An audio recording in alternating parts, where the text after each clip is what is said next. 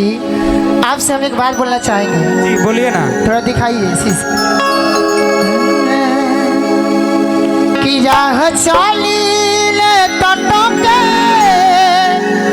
ला सोनार सैया जी।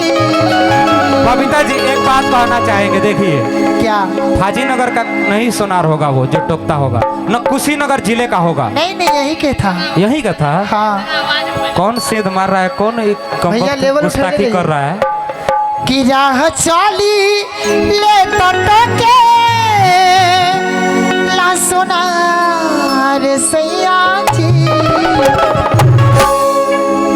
तो काहे नथिया गढ़वाला उधार सैया जी। हम लोग वैसे बोलो ना। ठीक है तो नत बोलो। तो काहे नथिया गढ़वाला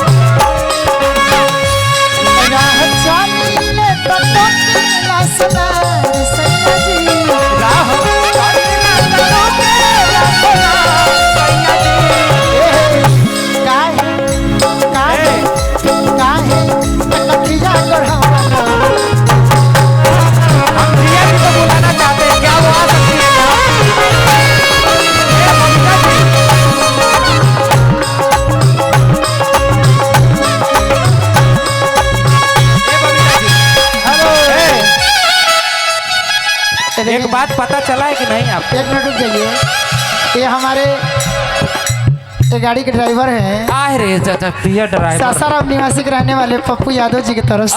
तो काहे नथिया गढ़वाला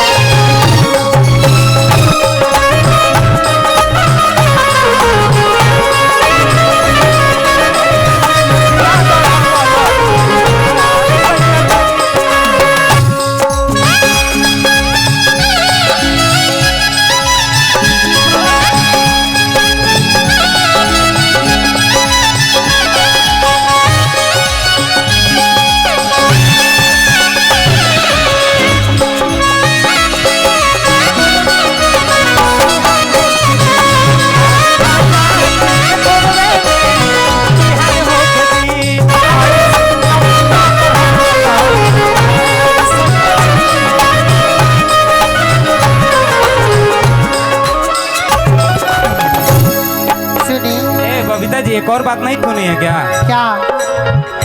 अभी तो एक बेस्ट परफॉर्मर बची हुई है हमारी इंडस्ट्री की सबसे सीनियर। हाँ जिया खान जी। जिया जी आती है और मैं चाहता हूँ कि मैं जाऊँ और जिया जी को लेके आऊँ। जिया खान जी का डांस तो आप लोग देखना चाहते हैं ना? जिया खान जी का डांस नहीं देखना चाहते क्या? तो हाथ दुबो उठाओ लो तब ना हम जाए। जिया खान जी को लेके आ रहा हूँ मैं।